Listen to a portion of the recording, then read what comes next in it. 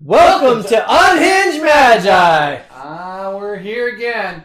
It's going to be fantastic. Fantastic. Because we're talking about getting back to Magic. Yep. I'm sure all of you have done it at one point or another. You say, that's it, I quit! And then next thing you know, you're back. Yep. So yeah, I went back in and out many times. There was a time when I said, God, Fallen Empire sucks. Homelands is crud. Which you weren't wrong. Oh. And they won't let me use my dual lands at certain tournaments. So, which is lame. You know what? I'm out. Peace. Then I went to Excalibur with my cousin Bob. He was in Las Vegas. And sure enough, they were selling Fifth Dawn right there. It was Fifth Dawn that brought you back in. It brought me back in for a little bit. Because me and him, we went and bought some packs and started playing cards because it was being sold at Excalibur. I thought the Magic the Gathering... Of all places. I thought Magic the Gathering was dead. Oh, really? You actually thought it had died? It had for me. You're like, Fallen Empires, man. I'm out. Yep, I'm out. That's the end. The death of Magic. How many times have you heard that over the years? Like, Magic is so dead right now. This game is done. It's just like, it's like a running meme now, effectively, because everybody thinks, like, this is it. This is it. It's game over, man. Literally. Sorry. It's game over, man. It's game over, man. They're all around us. Bill Paxton revealing, good scene. Yeah, that's it, man. Game over. But then I popped back out because, you know, everything was different a little bit, but I really was still focused on my work and my career, and I really didn't want to deal with anything else but that because I didn't really have any friends around me that played Magic the Gathering. And if you don't have friends around you that play Magic the Gathering, you're not, you know what's going to happen? You're just not going to play. Exactly, because you can play with yourself quite a bit. You can play with yourself quite a bit, but there's a giggity there. It's not going to give you a good game. So, you know, Fifth Dawn, that's an awful long time. Going from Fallen Empires till Fifth Dawn. So you missed Ice Age, Alliances. I didn't miss Ice Age. Wasn't that... Fallen Empires was before Ice Age, wasn't it? After Ice Age. It was after Ice Age? I believe so.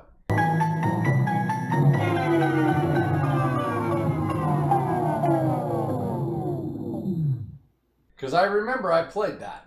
Okay. But anyways, so you missed... I hated Painless. You definitely missed Alliances, Mirage, Visions, Tempest, Weatherlight. Oh, I did get a box of Urza's Saga, Urza's Legacy. Visions. And I did get Mirage. Okay, so you touched back in a little bit. But because I was always buying comic books.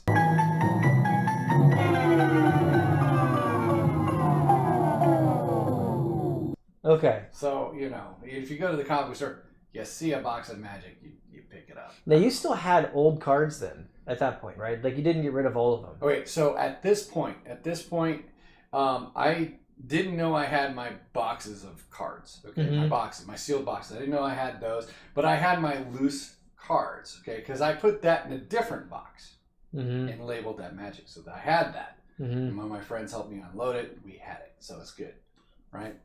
But I didn't have my actual booster packs because that was in a box labeled Dishes that I kicked across the parking lot because it was so freaking heavy. I mean, how could Dishes be that heavy? I didn't hear that detail before. Yeah. You literally kicked that box. I kicked that box. But I only dented 2 boxes of every box. Wait. But it said Dishes on it. Why did you kick a box that says My Dishes? Dishes were Tupperware, man. I was a bachelor. You really didn't care. But yeah, so it didn't matter to me. In fact, okay, let me tell you how I lived back in the day. Because one of those things, okay, so I had an apartment, right? And you would think, you keep your apartment, you have your couches and that kind of stuff. Well, I had a 32-gallon trash can, the big giant ones, the ones that you see for the things, in the middle of my room. In the living room. In your living room? In the living room. But didn't your living room smell like garbage? Of course not. I ate my food.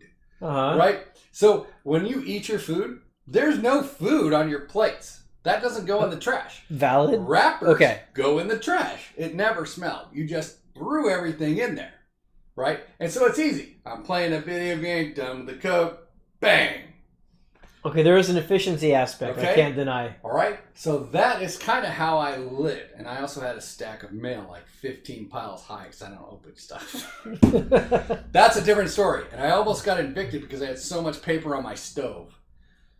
Yeah, I could. Well, not evicted. I got a notice that I can't put paper on the stove because I started stacking. Probably a bad idea. Because I didn't use the stove ever. I mean, it was all takeout. It was all takeout. That's what I did. I had all takeout. I would order 10 bean burritos from Taco Bell. I'm down with that, actually. And then I would bring that home and I'd game and eat it. That sounds fantastic, actually. So great. It's fun, right? So I had this box that I would carry from apartment to apartment because I don't throw stuff away. You just kick it across the parking lot. Yeah. Yeah. My parents gave, I mean, when they said, you got to go. So now I have my box of dishes. Eventually, I get married, the garbage can has to go away, you know, and then I had to throw stuff out because now we needed more room. Well, dishes, they got to go. But you know what? I need my Star Wars glasses. Whoa. Holy crap. I did have it? So yeah. Wait. Only because you wanted Star Wars glasses, did you not just throw it away? No. I really don't know. I mean, I opened it up to see what was in there. Okay, okay. See if there's you were just going to just toss it. No, I don't toss anything. Okay, I look at it first before I throw it out. Huh. Okay. And I don't throw out stuff. I'm kind of a hoarder. But that wasn't like all of the Alpha Beta Unlimited boxes, whatever, that you ever had eventually. That was like just like a section of it. That was a section. That was a bunch of freaking loose packs and boxes of revised. Okay. So, and then I did buy boxes when I got really lit from Trolling because I was reminiscing about the old days. Yes, I did. I got lit. I was sad that the old days are over. Okay, fine, I'll buy. No. I didn't even remember buying it. It showed up on my card.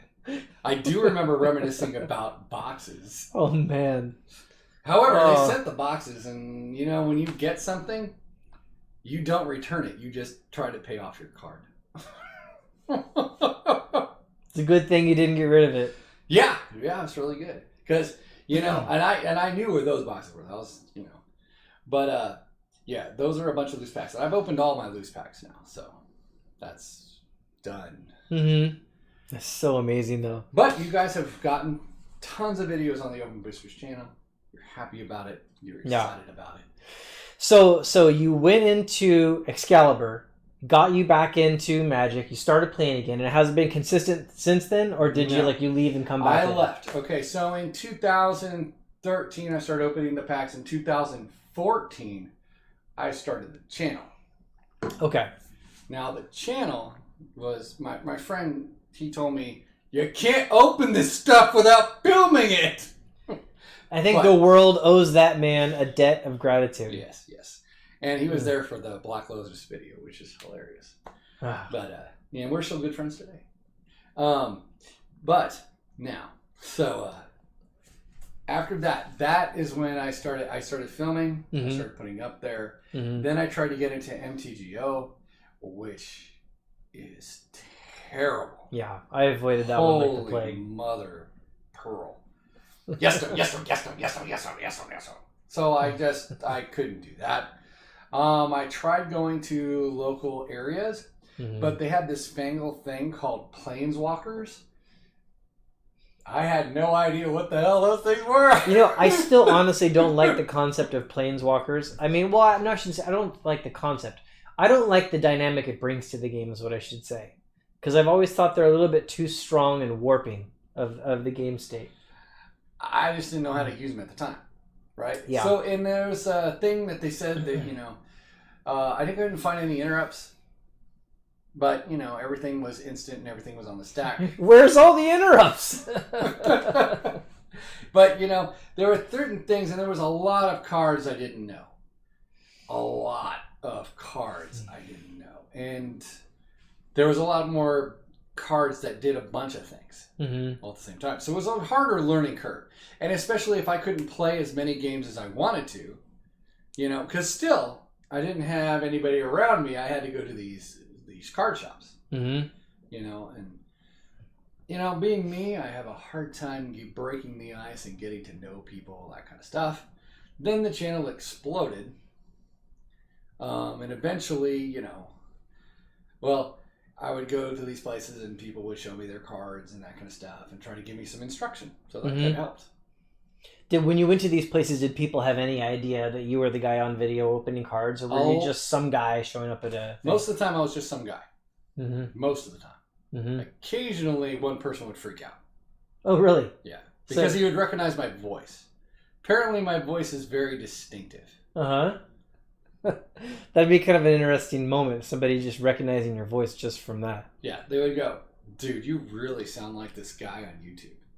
That would be how the conversation would start. The very first time that happened, was that a really interesting moment? Yes, it was. Yeah, that was very fun. And then I think the weirdest thing was that I was at Walmart and I had shown my face for the first time. And an 8-year-old girl in Walmart, because I was walking around with my kids, hey, you're from YouTube.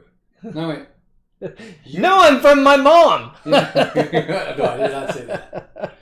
I said, you watch my videos? And she goes, yeah, I like it when people open stuff. That's it. She just liked the way. Wow. Yeah. That's interesting. Okay, so I've gotten out of Magic a couple times, but it's never been like a rage quit kind of moment.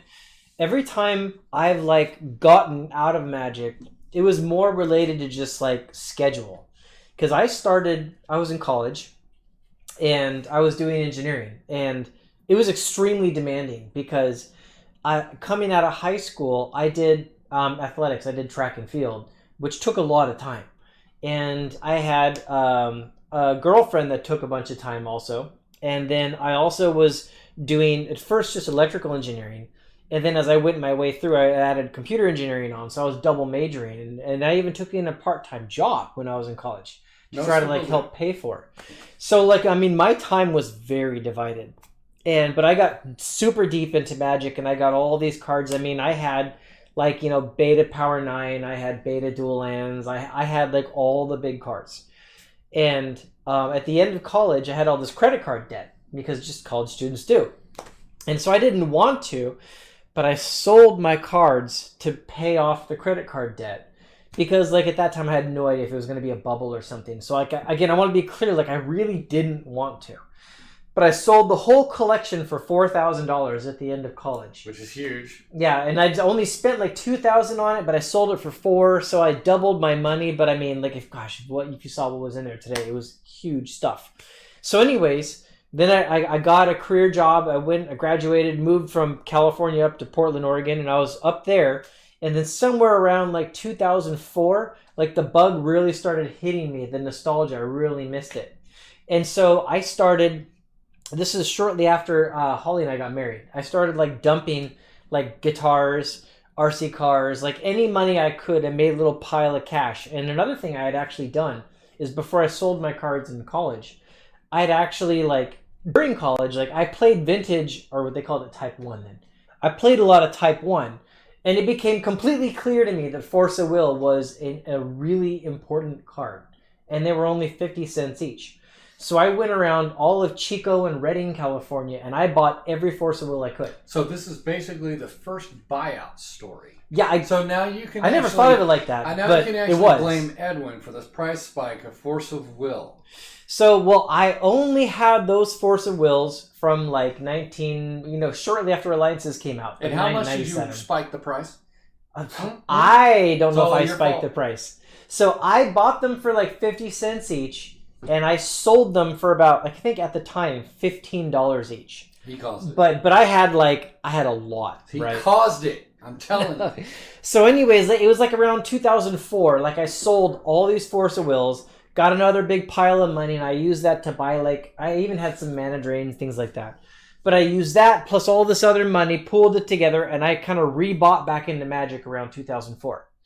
And so this time, instead of having like beta power and everything, I bought back into like unlimited and stuff like that. I did cheaper versions. But then I was playing with the other guys at Intel. We would like actually play at lunch, and we would do EDH games and everything.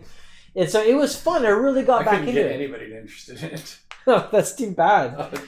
So like from 2004 to like 2011, I was into it again, and I was hosting proxy tournaments and stuff at like local tournament stores, like at Rainy Day Games, and it was in Tualt, and what was it called? Ancient Wonders. There was a store called Ancient Wonders. So I was playing like a bunch, and then I got out of it again in 2011, but it again was not a rage quit.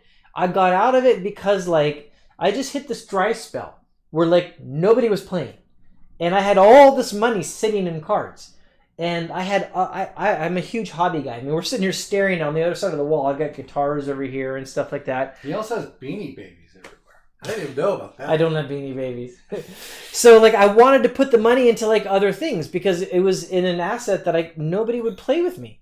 And so I sold these cards in 2011, and I think at this point I sold them for like only like 20 cards, not the whole collection this time. Only like 20 cards, and I got like $7,000. And then I blew it all on like radio control cars and guitars and things like that. I would have blown it in Vegas. Yeah, probably. So then so I didn't have the cards, and then like right about 2013, 14, it started being like, dude, I really regret not having those cards. And so like the bug was already back, and I was already on my way buying back into it. And that's when a friend of mine, two people, Jason Murray and Hampton Maxwell, that I knew both of them from old days playing in Chico, they told me about this old school format.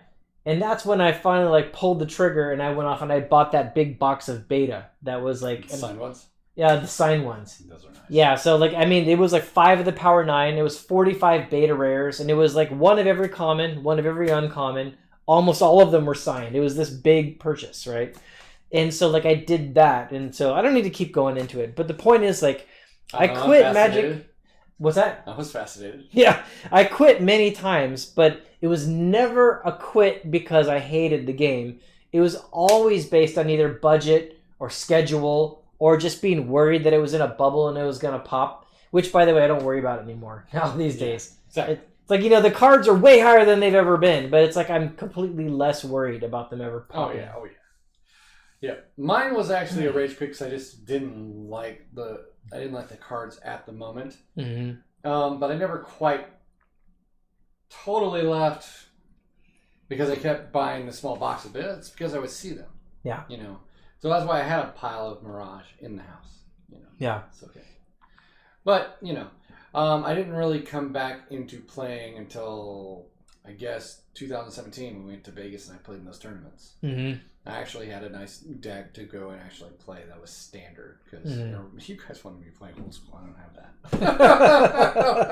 that. Guys, I've almost got him playing old school with the real cards now. Yes. He's on his way. It's coming soon to a theater near you. So, yeah, I'm interested to hear some of your guys' stories about, like, did you ever quit Magic? Did you come back in? Was it similar reasons why you quit? Why you came back? It seems like everybody eventually comes back. Everybody comes back because it's an addiction. Yeah, it's too good of a game, honestly. And you have such good memories playing it, right? I do. I have pictures of myself playing in college, so it was fun. Yeah. I had really long hair. I actually wasn't going bald. Yeah, I'm going bald. It's a thing. So anyways, yeah, guys, when you see this video, leave some comments below. I want to hear your similar stories as well. It's fun to read about people's adventures. Are you going bald? No, just kidding. Yeah, and are you going bald? Just kidding. Is Magic making you bald? Yes. Stress? You need to play Magic the Gathering. Puts hair on your head. No. Or takes it off. So thanks a lot, everybody, for tuning in. I hope you all have a great day. Have a good one, guys. Bye.